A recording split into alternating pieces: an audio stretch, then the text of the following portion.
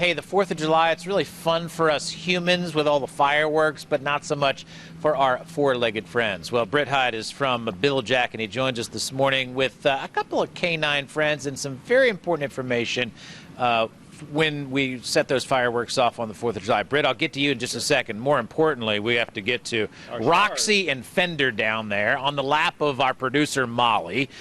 And they look very comfortable there, Molly, so you're stuck for a while, just so you know. There's Roxy, the black dog, and then the Fender's there taking her spot on the chair, right? That's right. Britt, fireworks. What's the most important thing for people to know regarding our dogs? Well, while it's the most exciting day for us, it is one of the worst days possible for your dog because of all the noise and excitement. So there's a couple things we suggest people do to get ready for the 4th of July. First off, take your dog for a walk or be out in the yard.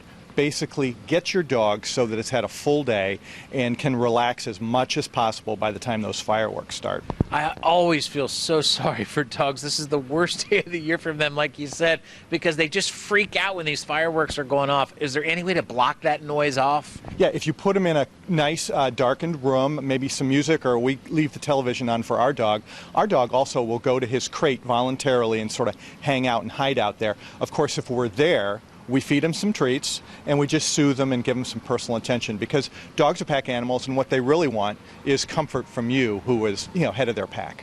Also, surprising, I didn't know this, dogs love music. So nice, soft, soothing music might be a little hint. Music's great, or just something to distract them, because it's all about distracting them from the noise. There's a lot of percussion. Your dog's sense of hearing is much greater than yours or mine. And, we know it's entertaining. They think it's literally an attack, so they're very, very excitable during fireworks. So even if you have that soft, soothing music, you can actually crank it up a little bit to drown out the outside firework noise. Absolutely. Drown it out as much as you can. Provide distraction, and hopefully your dog has a little bit something comfortable, a place to be, and will calm down naturally after the fireworks are over. Also, have a little compassion. If you're setting off fireworks right by the house, your dog's inside freaking out, just kind of move it away from the house a little bit maybe. If your dog's extremely sensitive, we suggest you may want to have it visit a friend that isn't near a firework display, or find some place where the dog isn't going to be as close to a firework display. Some people think, oh, I'm going to the firework, I'm going to the parade, I'll take my dog. That's the wrong thing to do in some cases if a dog is very sensitive to sound. So try and avoid putting your dog in a bad situation. All right, Fender and Roxy doing quite well down there. Like I said, Molly, you're stuck. Those are two cool dogs. You have some cool treats here for the dogs too. Jack, Ohio company, made right here in Ohio. Some nice doggy treats. That's right. And another way to distract your dog is to get some of these toys into which you put treats.